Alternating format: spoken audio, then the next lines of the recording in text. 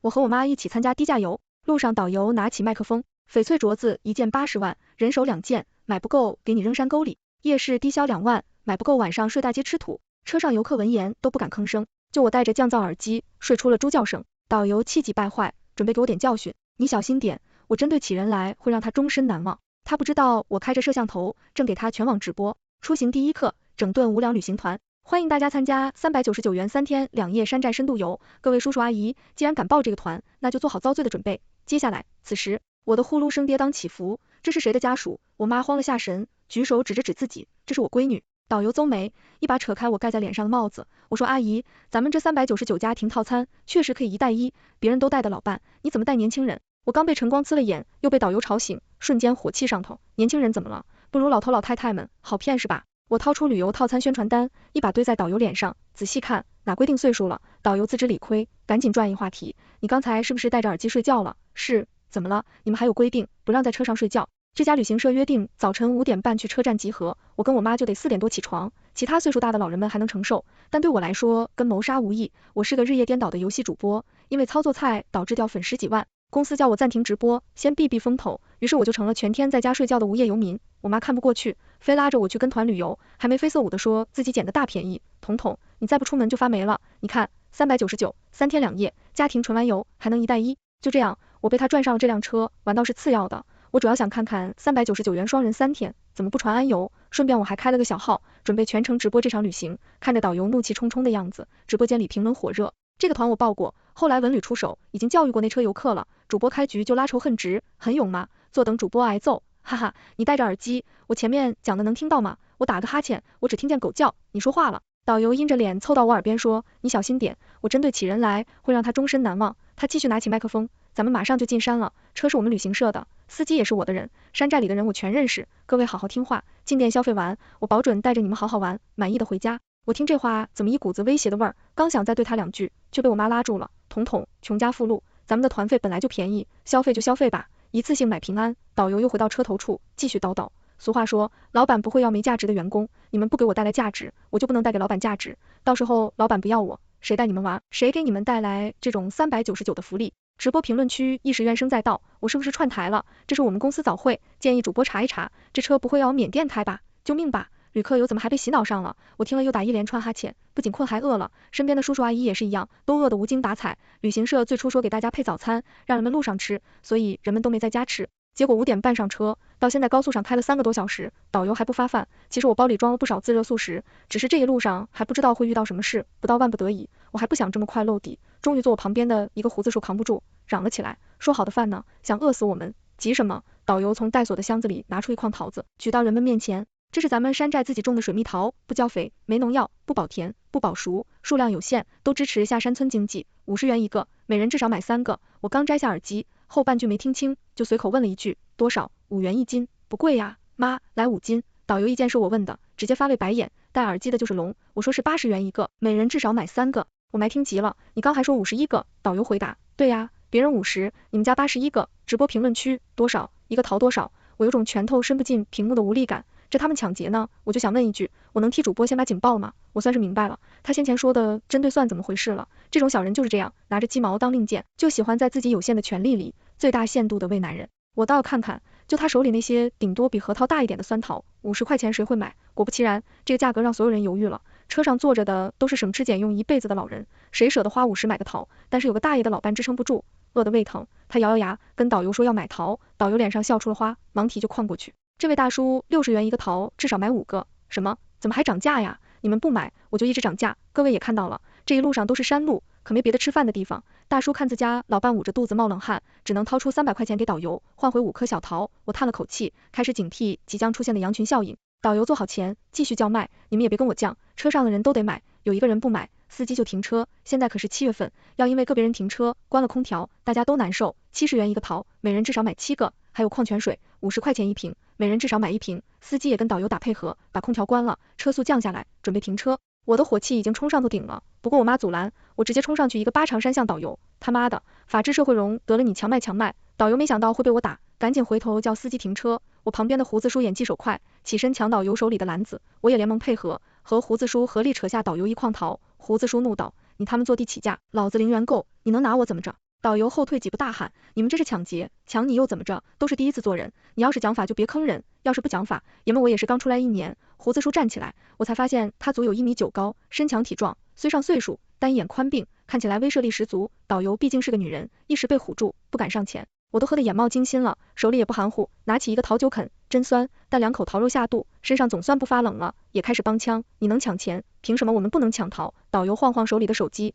一脸冷笑，信不信我报警抓你们？我听他说要报警，再看这两边的山路，我也笑了，你也说了，这都是山区，你报警，警察一时半会也来不了，车上我们人多，你确定有命等警察？直播评论区，胡子叔威武，主播硬气，前面那位，你还报警吗？我再等等，别再抓了主播。导游的神情有些慌，但他还是仗着司机是自己人，回身把物资箱锁上，让车靠边，暴毙等着看众人的难堪。车里空调一关，温度马上升上来，大把车窗打不开，外面是38度的高温，不出5分钟，所有人都热得脑袋发懵。司机和导游也热，但他们非要硬刚，就等我们服软。我跟胡子叔自然是不低头，但其他的游客毕竟岁数大了，有不少人开始求司机开车，还有几个劝我们别闹了，说山里东西本来就贵，几十块钱一个桃也正常，矿里的桃分完了，大家都热得满头大汗，但矿泉水锁在箱子里拿不到。我朝胡子叔使了个颜色，小声问他，叔你有大车驾照不？胡子叔回答，有，我以前经常开。我一听，这不就好说了吗？我回到座位上，拉过我妈一番耳语，我妈直接就一个后仰，我指胸口倒下去了，我连忙大喊，我妈哮喘病犯了，快救救我妈！其余游客撇过头来，一阵手忙脚乱，有人递药过来，问我感冒灵行不行，我摆手，急切地说，车里太闷了，我妈快窒息了。导游开始还半信半疑，但怕真出事，还是过来瞧了瞧。我妈躺在地上不断抽搐，嘴里还嚼出一股白沫来。导游和司机一看，脸色大变，生怕有人死他们车上，于是也不再犹豫，在我提议下，两人一边架，一只胳膊把我妈搀扶到车门。我看准时机，一把拽着我妈，而我妈一手一个，把司机和导游推下车。走你！没等他们俩爬起来，车门已经关闭。胡子叔坐在司机位上发动大巴，载着我们扬长而去。我靠！导游和司机弄了下神，赶紧爬起来追车，他们嘴上骂骂咧咧的，但我一句也听不清，毕竟车都开出2里地了。车上的其他人一脸懵，随后反应过来，你们这不是抢劫吗？要不停下来吧，万一导游报警怎么办？看那俩人跑半天了，外面这么热，容易中暑啊！我啃着桃，冷眼看了一车，旅客议论，刚才导游关空调，不给吃不给喝，还疯狂抬价时，这些人可以去反对没有？现在吃着我和胡子叔抢下来的桃，喝着我和我妈撬所搬出来的矿泉水，他们倒是一见多了，配可怜之人必有可恨之处。行啊，叔，咱们停车。刚才每人至少吃了7、8个小桃了，矿泉水连喝带拿的都干完3梯了，各位都准备好600块钱，咱们接导游上来收钱。顿时鸦雀无声，人群中不知谁开了枪，让他们逃跑也行，年轻人要多锻炼。其他人陆续小声附和。直播评论区，沉默呀，沉默呀。我翻台历史一查，这历史没有年代，歪歪斜斜的每一页都写着仁义道德几个字。楼上真有文化，我只听到有几只狗躲在暗地里呜呜的叫。几分钟后，胡子叔降速停车，咋了叔？有差口啊？接下来该往哪走？我抽出旅游宣传单来看，上面只写了山寨深度游，但没说点名叫什么。其他人又慌了起来，哎呀，就说你们不该接车吧，我们怎么办啊？都被你们害惨了。我也没辙，只能让胡子叔掉头去接导游和司机。开了大约10分钟，总算看到他们俩人了。他们俩正蹲在路边呼哧喘气，导游的半边脸还有点红，像别人打过。看到大巴车回来，导游表情复杂，欣喜和怨恨夹杂。他朝司机啐了一口，急忙起身朝大巴车奔去，司机紧随其后。车门打开，我站在门边，冷笑地看着两人，怎么样，还犟吗？现在可是7月份，大太阳底下奔跑难受不？再坐得起价，别怪我们继续给你俩安排一场夸父逐日。导游咬了咬牙，挤出一个笑脸来，行行行，我服你了行吧，你这么有本事，怎么还回过头来接我们？我朝他翻了个白眼，要不是不知道路，我才不理他俩。我和胡子叔回到座位，司机继续开车，他也不敢发脾气，只斜论了导游几眼，口中暗暗说道，优卓点骗，你他们在瞎逼逼，老子还得抽你。中午前，我们赶到了山寨，导游举着小黄旗，指挥大家下车。第一个景点，玻璃碴子展览馆，俗称翡翠店，每人至少2件，不满2件，给你扔山沟里，自己回家呀。闻言，我如遭雷击，多少？每人至少2件。导游对我有些畏惧，朝我撇了撇嘴，你加1件行了吧？多少？还有1件。行行行，你不用买。随后导游凑到我耳边小声说，你给我点面子行不行？本来就是低价游，刚才的桃和矿泉水已经白搭了，你总不能让我连裤衩本都收不回来吧？搞不起低价游就别搞，跟我哭什么穷？我推开他，挽着我妈进了店。这地方我是真不想去，无奈我妈有兴趣。导游领着众人往里走，一边走一边介绍，各位，这都是咱们大山出产的精品翡翠，你喜欢就多买一点，不喜欢就少买一点，咱们不强制消费，每人至少2件。好家伙，这话说的，喜不喜欢都得买。说了不强制，结果又规定至少2件，人家都是先礼后兵，他们这是笑着抽你，我顾不上别人，只要能把我妈的手盯住就行。哎，彤彤，你看这镯子好看不？我瞅了眼价格，直接倒吸一口凉气，我爹老天呐，小数点前的数字都数不过来了。柜台收回原件，我妈凑过来，直接端出盘子让我妈挑，我吓得赶紧拦住她，你要是喜欢，站着看就行，别上手。收回原面带微笑，没事，让阿姨摸摸，这是天然玉石，手感温润。我妈正要上手，我立马抓住她手腕，彤彤，你这是干嘛？还问我干嘛？我再就你懂不懂？玉不过手，金不离木，手不止于，这点规矩都不懂，迟早被奸商坑死。我拽着我妈躲到一边，正巧另一对老夫妻凑过去。我看着面熟，应该是和我们一辆车的。收货员依旧笑容满面的端盘子给他们挑玉，老太太架不住收货员阿姨长阿姨短的笑脸，结果一个玉朵我看了看，啊，真水灵，多少钱？阿姨好眼光，这是正宗的免料玻璃种，原价100万，我看你面善，打完折88万，88万，这太贵了，我不要了。老太太把手里的玉镯递回去，收货员快速往怀里抽了盘子，玉镯就啪嗒一声落在柜台玻璃上，直播评论区再次炸裂，完了，要讹人了，这老太太也是撒手着什么急呀？各位看清收货员动作吗？这也太熟练了吧！啊，裂了！收货员急忙从柜台里出来，拽住老太太，阿姨，您不买不行，您都把镯子摔裂了。老太太手足无措的站在一边，老头也慌啊，他凑回去拿着日子仔细看，老花眼都看成了斗鸡眼，愣是看不出哪里裂了。这姑娘没裂呀，是您不会看，这那都是裂纹，你们赶紧赔吧，88万，不是我故意摔的，是你突然撤了盘子，谁看见我撤了盘子？到时都看见，你把我家日子摔了。我妈也吓了一跳，牵着我的手使劲钻了钻，一脸感激之情，你会功夫。周围过来不少人，老太太坐在地上哭，老头打好多个电话借钱，我挨得近，他们又是老年机，声音大，电话那边的声音听得很清楚，两个老人的儿子听说要赔钱，骂得很难听，不到1分钟就把电话挂了。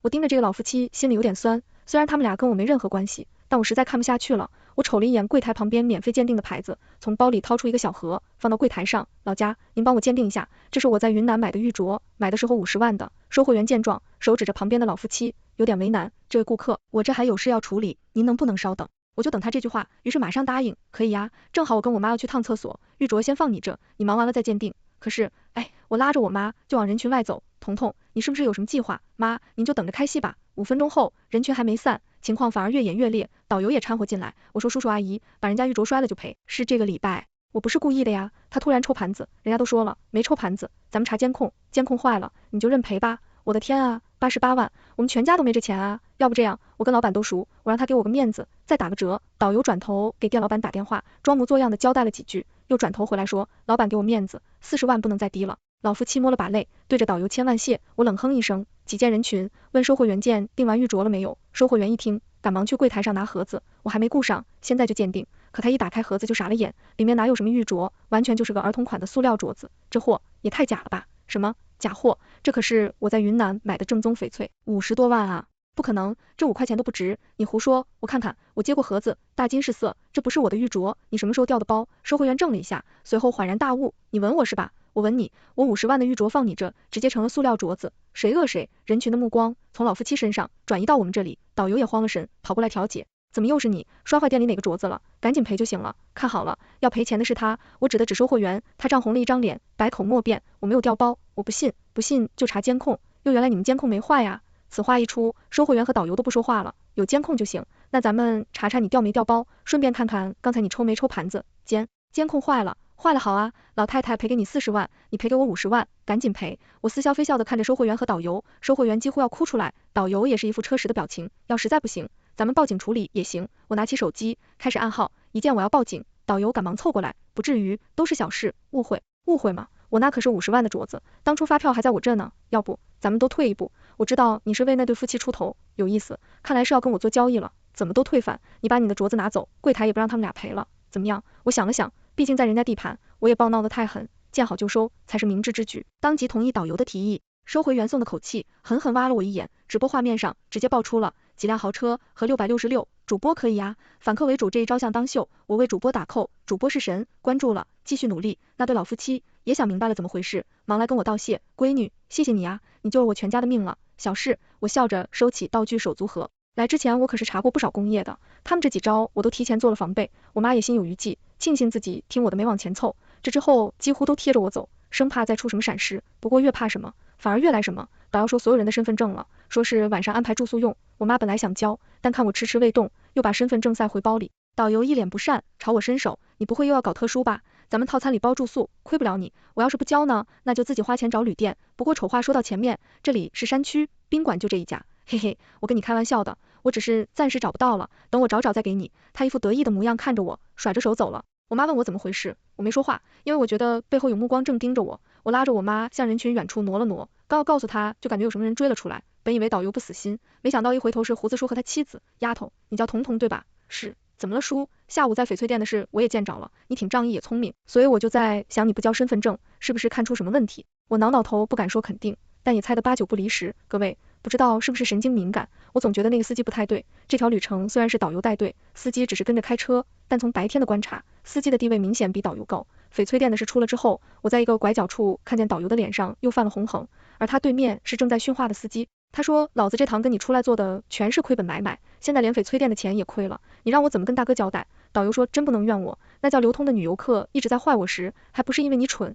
今晚再给你一次机会，挣不到钱我先把你扔山沟里，绝对能挣到钱。不行，还有大哥的宾馆都抵押，真丢老子的人。我先回去跟大哥说准备东西，给你留几个人，你激励点。听了我的叙述，胡子叔也沉默了。当然，我能发现司机的问题，还有赖直播间的网友。最开始有人评论司机面相是大恶之相，还指出彼此演说的很有道理。最后就有人开始深扒司机，一个个网友排着队竞争把他扒出来了。原来这个司机是个在逃通缉犯身上背过人命，那导游是他的姘头，确实有导游证，但前不久因为对游客强制消费，还打了人，被开除吊销网。所以从一开始我们上的就是一辆黑车，直到真相后我已经报警了，只是山路崎岖勉强。他们到这至少1个半小时，胡子叔转身想去提醒其他游客，被他妻子拽住。他说，你真觉得他们信你？白天的风凉话还没听够。胡子说叹了口气，那怎么办？总不能见死不救吧。我妈也害怕起来，拽着我的袖子急着要哭出来，我让他们先缓缓。各位听我说一句，旅行团里都是50、60岁的老人，现在告诉他们只会制造恐慌，万一闹起来，这里毕竟是司机和导游的地盘，打草惊蛇只会给警察找麻烦。再有一点，司机和导游口中的大哥还身份不明，咱们在明，敌人在暗，我不建议过早暴露。而且现在天还没全黑，他们就算有什么阴谋，也得等月黑风高吧，到时候警察就到了，咱们先苟活，等着接应警察。3人点点头，不动声色的又回到人群中，除了我们4人，其余人都被收了证件。然后意料之内的篝火晚会水淋淋的拉开帷幕，说是篝火，其实就是大家中间围着一个巴掌大的小火盆，说是晚会，其实更像一个小型夜市。白天躺在翡翠店里动辄100万的玉镯们，此时都被摆在地摊上，以几万的价格售卖。这是贼人王，我知心不死啊！导游放出话想顺利吃晚饭和住宿，就必须低消2万，否则就睡大街上吃土。闻言大家都面面相觑，互相叹气，我无所谓，找到了一个阴影中的角落，跟我妈和胡子叔他们分了分包里的自热火锅。不得不说，这种情况下吃东西是真香，有一种偷偷摸摸的刺激感。同样被我们的饭香刺激到的还有导游，他跑来一把打翻了我妈手里的火锅，谁允许你们自己带饭的？咋啦？这里是大街，又不是高铁，禁止刺激性食物，都像你这么干，我们餐厅的899套餐卖给谁？我顾不上跟他吵，赶紧抢救了一下翻在地上的餐盒，还好只是撒点汤，东西都能吃。没想到胡子叔率先冲上去，直接掐住了导游的脖子，老子最恨浪费食物和欺负老人的混蛋，立刻马上跟我老姐姐道歉，否则别怪我拳头无眼。胡子叔目光凶狠，手上又是个点力，他老胚也不含糊，过去脑大导游的脸，我从不打女人，你别逼我，老子手到3、1、2，导游狂拍胡子叔的手，才勉强从喉咙里挤出一句对不起。我现在有点相信，胡子叔最初说的严密也是，刚出来1年了，我妈朝地上呸了一口，就大度的让胡子叔把人放了。老弟没必要，松开吧，脏手。好嘞，胡子叔把导游往前一推，他踉踉跄跄的跑出去机密，回头朝我们恶狠狠地说，等着。我们4人没把他的话放在眼里，继续蹲下快乐的吃火锅。其余游客也扛不住了，个个咽着口水，朝我们的方向看，看着他们逼过来的贪婪目光，我都神情恍惚道，以为穿进末世文了，不惊不寒而离。好在夜市上也有卖小吃的，只是一份价格，一根烤成100元，一份冷面150元，家乡菜另算20，量都小的出7，众人气得跺脚，纷纷围住导游讨说法，你是要把我们逼死是吗？这跟抢劫有什么区别？我们不吃也不住了，马上开车送我们回去。导游面无惧色，翻了个白眼，不吃不住可以呀，但想回去不可能，你们的证件都在我这里，就算自己走出去，恐怕连火车票都买不了吧。他摆摆手，随后几个混混不知从哪里窜出来，手持棍棒冲散外围的人群。这些老人哪见过这架势，刚才的激愤气焰瞬间消散，个个紧张的不行。直播间的评论区也到了白热化阶段，我胸口的手机越来越烫，充电宝已经换到第2个了。这哪还是旅行直播呀，都快赶上社会新闻了，打起来，打起来，把挤公交和抢鸡蛋的力气使出来，别起哄了，这真要出事。主播报警了没？报了，我是车顶的警笛，我们还有半小时到场。主播介绍一下旁边的那个小草屋吧，长得挺别致的，上面那位别打叉，插出去，对，插出去，这里是社会新闻直播。导游小手一挥，其中2个混混径直朝我们走来，我一看要坏，刚才胡子叔那波仇恨值拉太满了，现在看样子给干架，我紧张的喝一口汤。胡子叔，没的事，你们仨老弱妇孺的往后稍稍，不是，我还想说什么，胡子叔的老婆就过来拉我们，她气定神闲，看起来并无担忧，咱们别添乱，让我老公来就行。那俩人去我们还有3、5米时，胡子叔手里的自热小火锅已经旋转着飞了出去，稳稳砸在其中一人脑袋上。两个混混骂了一句，冲上来抓他。胡子叔反应极快的侧身躲过，顺便抓住其中一人的胳膊反扭，一拳到位，另一个人的棍子抡下来，砸到胡子叔背上，一顿闷响。我下意识的尖叫出声，结果尾音还没叫完，那人就被胡子叔一个背摔躺地上喊大哥了。直播评论区一阵炸雷，社会新闻又变武打片了。我何德何能刷到这么高质量的直播？牛啊！这大胡子什么来历？真坐过牢？我认识他，我小时候就女同学辫子，他把我坐牢惨了。我也认识他，姓名会名道北胡子林，我们那片特有名的狱警。别问我怎么知道的。我看完评论区也是倒吸一口冷气，这趟出来没白来，还能遇到胡子叔这种厉害角色。胡子叔把两只小鸡仔一样的混混往前一扔，还有谁？一起上吧，别浪费我领某人的时间。其余混混和导游面面相觑，都不敢动了。我招呼剩余的大爷大妈们往我们这边靠，躲在胡子叔身后，和对方的乌合之中形成两大阵营。导游带着哭腔大喊，老辛，你还不出来？饭桌都快让人掀了。司机原来姓辛，他带着10几个混混风风火火赶来增援，场面一触即发。怎么了？那几个老不死的都抽完血了，还抽个屁？有狠角色。司机定睛一瞅，马上看到站在人群前的胡子叔，又是你，今天把我赶下车的账我还没找你算。话音刚落，司机身后的混混就自觉站开两列，好像在给谁让路。我猜另一个神秘的大哥要出现了，没想到大哥刚出场就差点原地跪下。我靠，倒背胡子林。胡子叔一见也乐了，我当是谁？原来你就是大哥呀，耗子张，你出息了，不仅自己不干好事，还收了通缉犯刀2把刀。看我们愣神，胡子叔又补了一句，我退休前，这人刚放出来，没想到这么快又见面了。被胡子叔叫做耗子张的矮个子男人，强作震惊，脸上清白不明。今天算我兄弟们有眼无珠，在太岁爷头上动了土，给我面子。我看这事就这么算了，给你面子，你算老急。胡子林，我知道你退休了，手别伸太长，小心晚节不保。胡子叔笑了2声，捡起地上的棍子，混混们立刻条件反射的退了2步。耗子张，你也蹲了15年，出来开宾馆不错，可怎么不好好干啊？我听信心的2把刀说抽什么血？难道你在做器官买卖生意？像是被戳中了秘密。耗子张挪了把汗，既然你看出来了，我也不瞒，老头老太太有什么好器官可卖？只要他们老实在这花钱，我保证不伤他们。要是不老实，抽鸡关系给老子兄弟们回本而已，没毛病吧？我听了大惊，这场旅行是我轻敌了，以为顶多碰见个坑人旅行团，没想到不仅遇到通缉犯，连非法血尸都碰上了。我周围的老人们也群体恐慌，平日里胆小的我妈把我护在身后，眼神坚定地说，彤彤，你多好，这里的游客数你年轻，千万别被他们抓到。妈，你怎么办？我活着就用身体挡，死了就用尸体挡。你藏好，我眼眶湿热，顾不上煽情，赶紧找周围能拿的东西防身，万一打起来也不能给胡子叔拖后腿。话说，警察怎么还没到？耗子张使了个眼色，他周围混混们纷纷活动了起来。我大喊，你们最好别动，我已经报警，警察马上就来。耗子张说，小朋友，吓唬谁呢？山路早就封了，哥几个设置的路障，警察就算来了，这会也忙着搬石头呢，这下我真有点慌了。胡子叔看了我一眼，神情镇定，丫头，别怕，我老婆交给你了，你们仨多好。我点点头，攥住2个女人的手，往后又缩了缩，其他游客有人顶不住，举着双手出来说要主动消费，让他们别动手。话音刚落，剩余人陆续跳出来投诚，当下保命最关键，他们的做法也无可厚非。耗子张得成的大笑，早这样省老子多少时，都滚去买东西，每人低消10万，最低消费从2万涨到10万，游客们都不敢对他们有怨言，只敢面露不满地盯着我们几个。督导人说都是我们害的，从一开始就不该反抗。连先前被我帮助过的那对老夫妻也默默走向夜市，只回头幽怨地看了我一眼。我心下一沉，对自己和胡子叔的行为第一次有了怀疑，难道反抗非法侵害也错吗？我是不是也该和他们一样逆来顺受？这些人都是我们害的吗？我妈大概看出了我的心思，摸了摸我的头，给出一个肯定的眼神。彤彤，别理他们，他们做惯了牛马，都忘了站起来是什么滋味了，别怀疑自己，你做的对，妈妈为你骄傲。胡子叔也过来，没听说过正义相不依让步的，他们已经涉及重大犯罪了，